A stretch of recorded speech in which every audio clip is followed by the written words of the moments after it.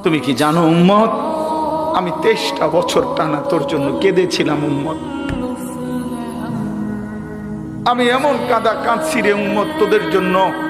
এশার নামাজের পরে দাঁড়াইছি, ফজরের আজান পর্যন্ত আমি আমার মালিকের কাছে তোদের জন্য, উম্মতের জন্য চোখের পানি ফেলে কাঁদছিলাম। আমার এত চোখের পানি তোর দিল গলাইতে পারলো না। আমি তায়েফের পাথরের আঘাতে আমার পিঠটা চালনির মতো ছিদ্র ছিদ্র হয়ে গেছে রক্তে। আমি বুকে পেটে 2টা পাথর বাঁধছি ক্ষুধার কষ্টে।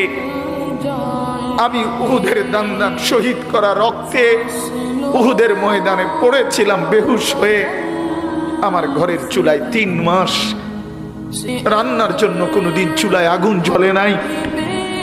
আমার এত চোখের পানি, এত রক্ত, এত ক্ষুধার কষ্ট, কিছুই তোর মন গলাইতে পারলো না, তোরে সেজদা দিতে পারলো না।